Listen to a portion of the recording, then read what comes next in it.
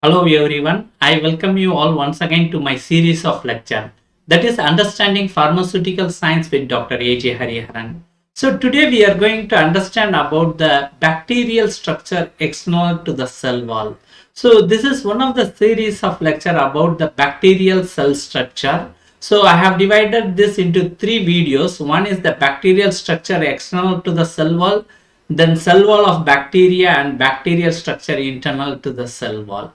So this video we can understand in depth about the bacterial structure external to the cell wall. So first we have a little understanding about a bacteria. So the bacteria is an unicellular microorganism. It is a single-celled microorganism. Since it is having a size around 0.5 to 1 micrometer in size and can be viewed only against the only with the help of a microscope, so that's why we call it as a microorganism, and it is having only a single cell. And this bacterial cell is exhibit a typical prokaryotic cell structure. So if you see the cells which is present in the world, all the living cells, we can divide into two phases. One is the prokaryotic and second is the eukaryotic. So the prokaryote is a Greek word, the having a two words. One is the pro means the primitive, and the karyon means they are nutshell. That means this bacteria doesn't have a well defined internal cell membranes like nucleus we have seen in eukaryotes. So in eukaryote what happened is that the genetic material, that is the DNA, present inside a membrane bound structure, the nuclear membrane. That's why we call it a nucleus. Similar that we cannot find any such structure in the bacteria because the DNA will be freely flowing in the cytoplasm itself. It doesn't have a membrane bound structure. Since it is a primitive structure, it only carries a cell wall and a cytoplasmic membrane. Apart from that, it doesn't have any membrane structures in its cell. So that's why the bacteria is considered as a typical example of a prokaryotic cell structure.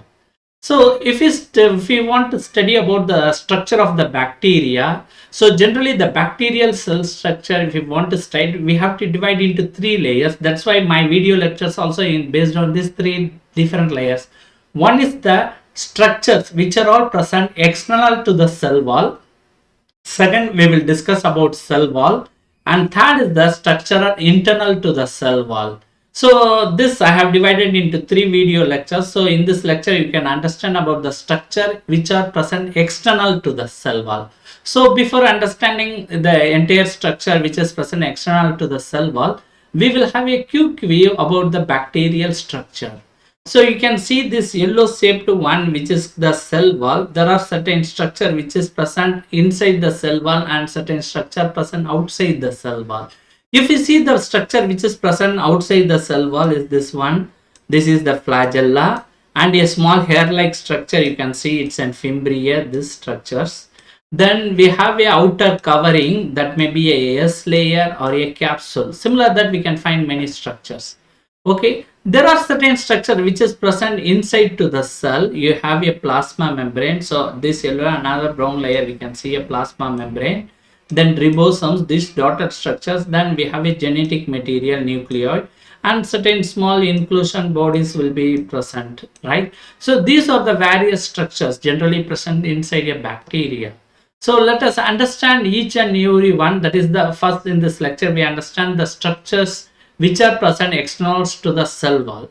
So in all bacteria these structures won't be present. Some bacteria have particular external structures, others have different structures, some doesn't have anything also. So let us just see what are all possible external structures a bacteria can have. So one is the major one, flagella. This helps the bacteria in its motility, in its movement. So flagella is a locomotor organ of the bacteria. The second, certain bacteria which has an ability to transfer its genetic material, it carries another structure we call as pili. So this helps in the transfer of genetic material. Generally we call as a sex pili also. The third one is the Fimbriae. It is an hair-like structure that you can see in the previous picture, that helps in the attachment of the bacteria to the host tissue or any solid surfaces. And the fourth one, which is the outer envelope.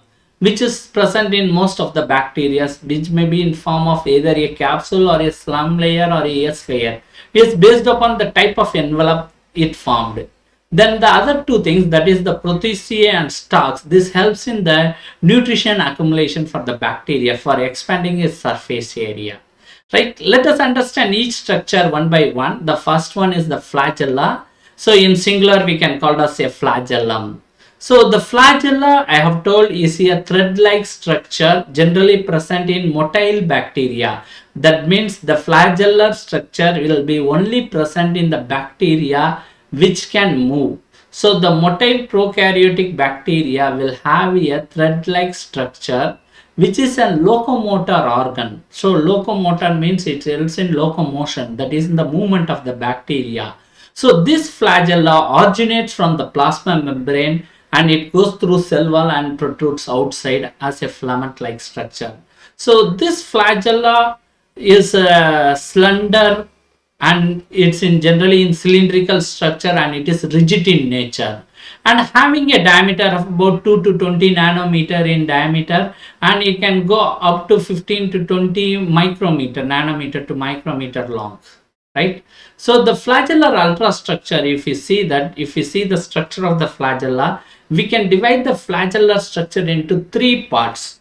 One is the filament part, we call as a flagellar filament, which we can see outside. Even we can view through a microscope by means of a special staining technique called flagellar staining. In this we can see the filament.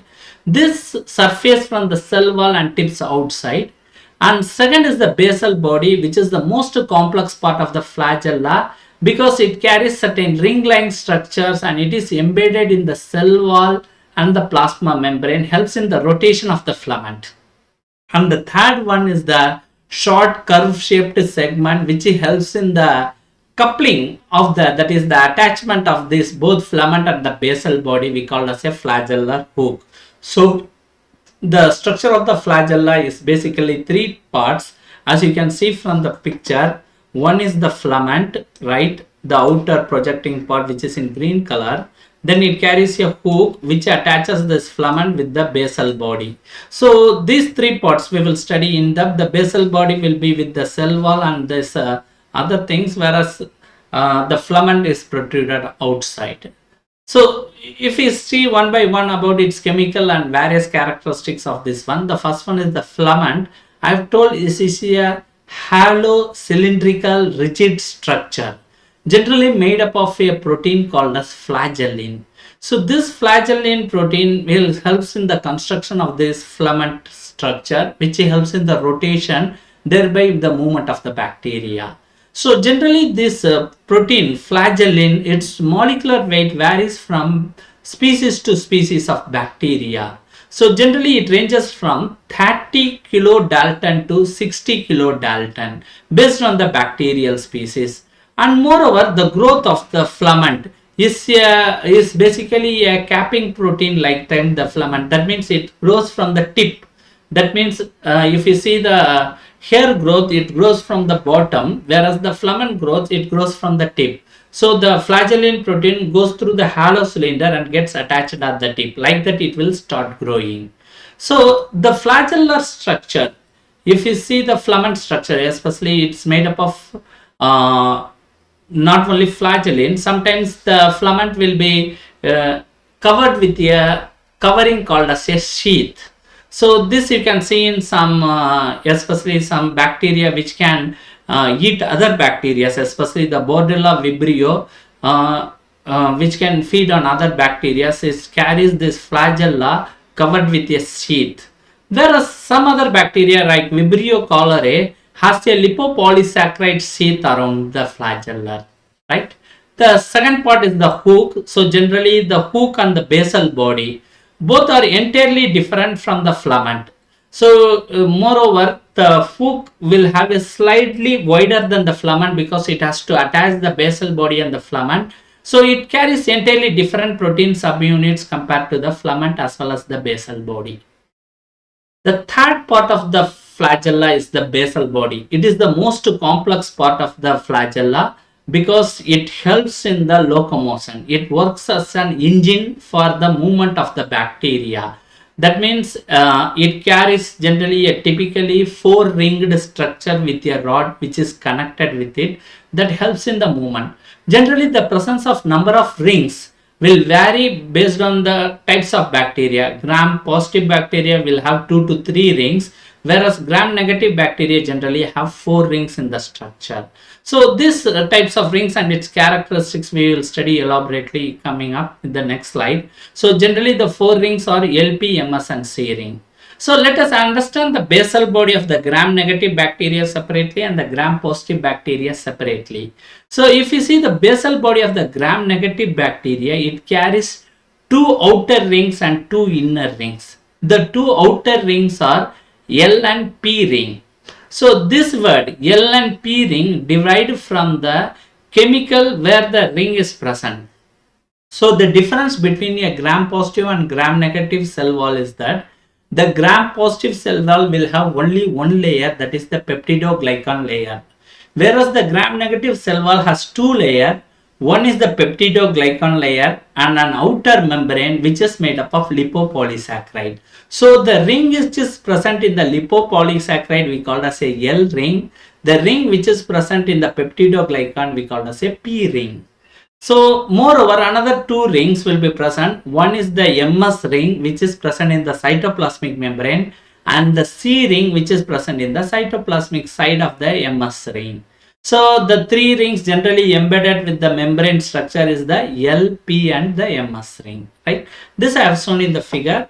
So let's see that the outer membrane will carry the L ring. The peptidoglycan layer will carry the P ring, you can see, and this is connected with a rod to the M ring which is present in the plasma membrane and the C ring which is present in the cytoplasmic side, right? So these two rings, the outer two ring and the inner two rings, are connected by the help of a rod. If the ring rotates, the rod will rotate. If the rod rotates, the filament will rotate. Based on the rotation of the filament, the bacteria will start move. So for rotating this rod, the ring has to rotate. So you need some additional supports.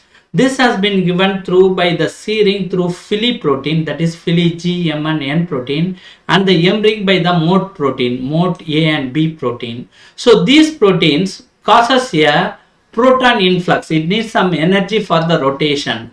The energy is provided by the proton pump, that is the hydrogen ion, which is generally present in the periplasmic space. So the periplasmic space is the space between the plasma membrane and the peptidoglycan. So from this space, a hydrogen ion moves into the cytoplasmic side. So this movement causes the rotation of this ring, thereby it rotates the rod and the filament. This is how a gram negative bacteria will rotate. More or less, the gram positive bacteria will be rotate in the same manner.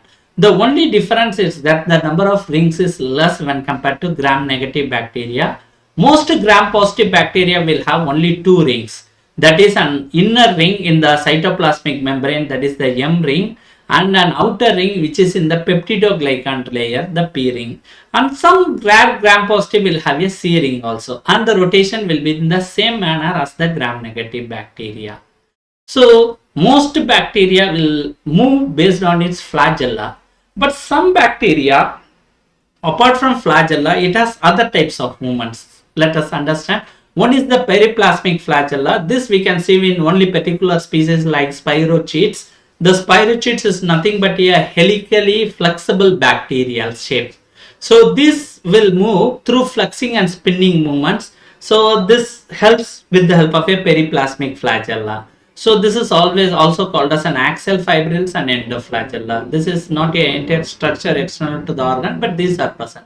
Some will move through bending movement, especially the spiroplasma. It forms a bend in the cell body, then it moves.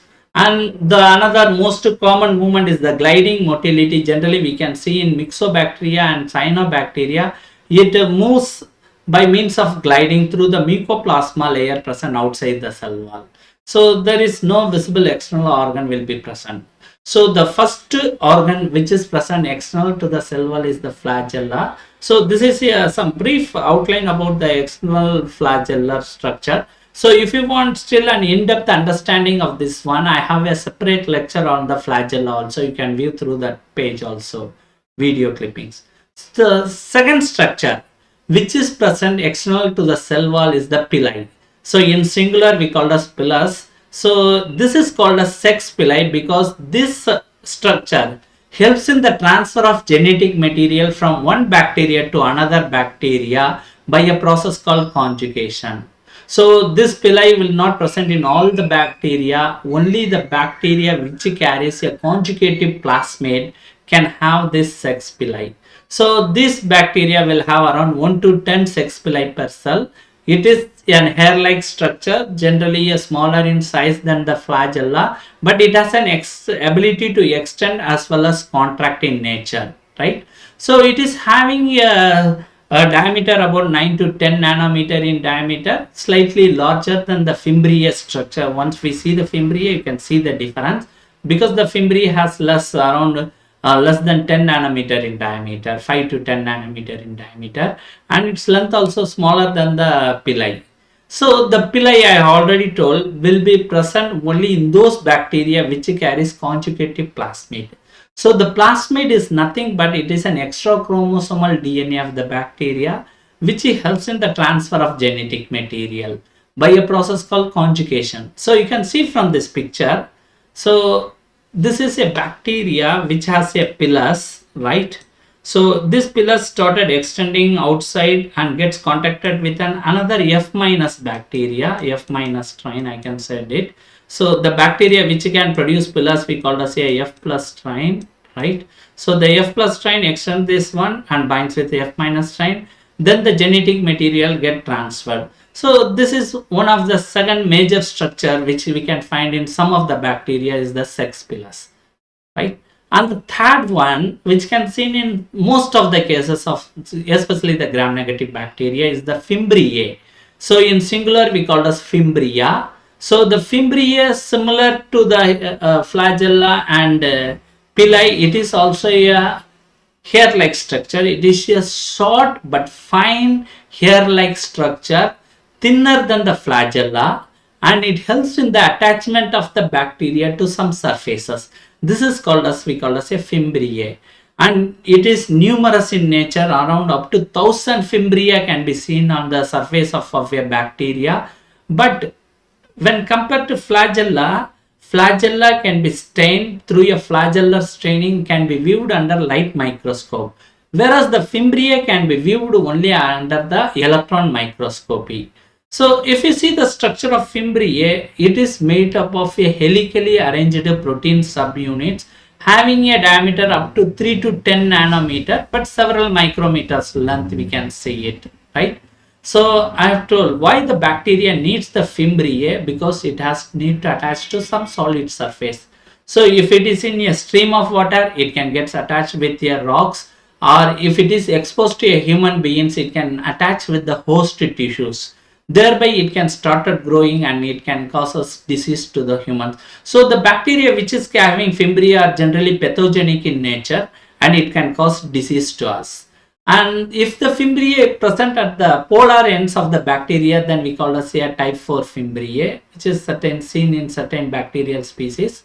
So apart from attaching to the surfaces, the Fimbriae also helps in the movement. Whether it may be a gliding movement or a twitching motility, it can help it. So if you see the pathogenic bacteria are mostly we can see as an example of the Fimbriae. So the Pseudomonas aeruginosa or Neisseria gonorrhea and certain strains of E. coli carries Fimbriae on its surface, right? These are the three hair-like structures. The first one is the we call the flagella, and the second is the pili and Fimbriae. So if you see the flagella and Fimbriae in an electron micrograph of Proteus vulgaris, this long hair-like structure is the flagella, and the short hair-like structures what we observed is the Fimbriae, right?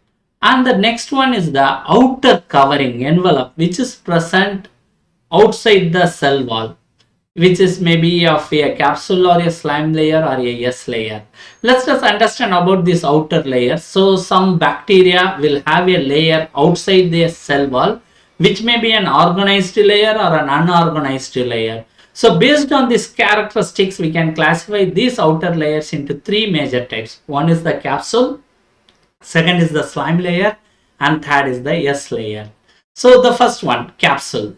So generally the capsule, the bacteria wherever having capsule are highly pathogenic in nature, and killing this bacteria is most difficult because our antibiotics does not have an ability to penetrate through this capsule effective manner.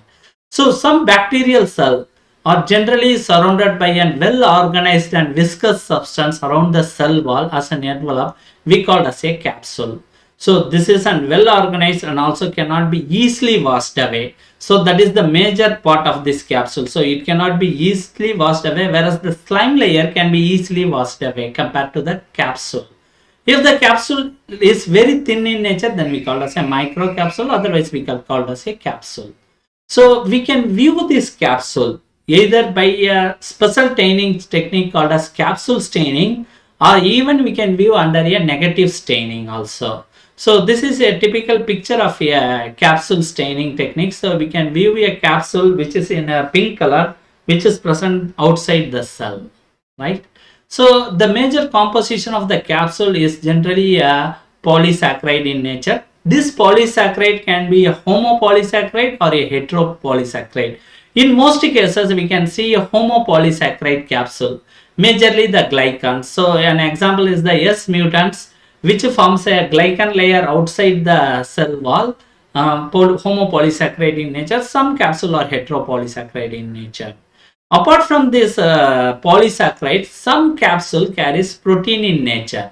So one of the example is the Bacillus anthracis, which is generally causes a respiratory failure to the cattle, having a capsule which is made up of a protein called as poly-D-glutamic acid. So D-glutamic acid is an amino acid. Since it's a polymer of this amino acid, so it forms a protein like capsule.